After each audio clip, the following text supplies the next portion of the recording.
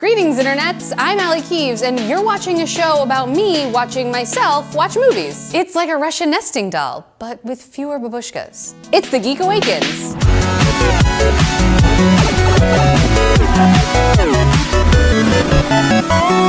So my geek friends told me I had to watch Blade Runner, and I was like, cool, I love Wesley Snipes. Turns out he's barely in this at all. It's got Harrison Ford and Daryl Hannah. Awesome, I love rom-coms. Nope. Blade Runner takes place in 2019 Los Angeles. That's 3 years away. Off-world space colonies? Okay. Androids that are indistinguishable from humans? I'll buy that. But skyscrapers in LA? Come on. And what's up with everyone in the future constantly smoking? Haven't they invented robot oncologists yet? They don't advertise for killers in a newspaper. Newspaper? What is that, an app? He say you under arrest, Mr. Decker. This movie is just starting, and from what I can gather, Harrison Ford is a fugitive. So I was Googling while I watched this movie, and I learned that director Ridley Scott really wanted Deckard to wear a hat. But Harrison Ford had just finished Raiders of the Lost Ark and didn't want to be the guy who always wore hats. So instead, he just cut his own hair with a Flowbee?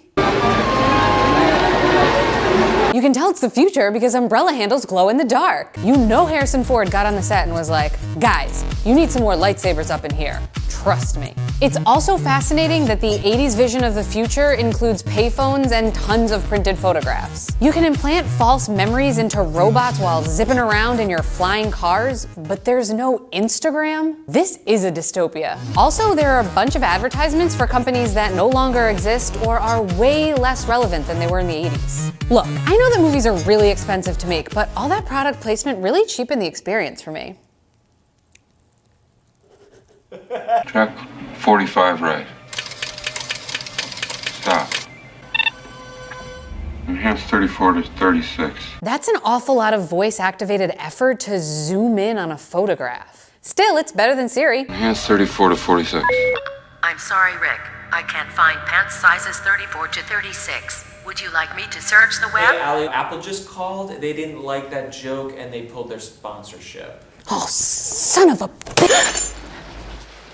You want to come in? Apparently in 2019 Los Angeles, if you see someone lying in a pile of trash, you invite them in for snacks. The 80s future was a simpler time. Ethyl methane sulfonate is an alkylating agent. Then a repressive protein that blocks the operating cells.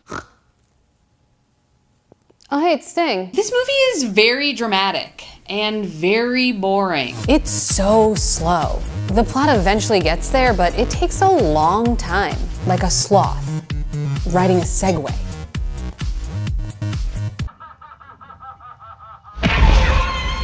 Daryl Hannah, how could you be bad? You were a cute mermaid and Dolly Parton's hair protege. No! That's one way to die, I guess. Billy Idol is pissed. If you like action movies, Blade Runner has some occasional moments where action kind of happens. So I just finished Blade Runner. The story was so weird and hard to follow. The final fight scene was really epic, but Harrison Ford's voiceover, what was that?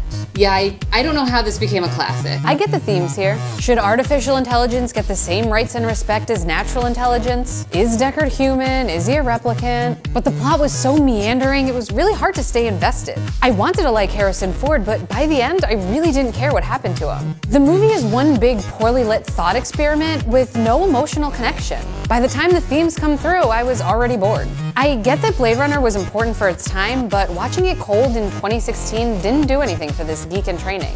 What do you think? Does Blade Runner hold up after 34 years? Has it been 34 years? Give me your thoughts in the comments and let me know what I should watch, read, or play next on The Geek Awakens. Until then, I'll see you next Geek. Do you see what I did there? I replaced week with geek. Oh my God.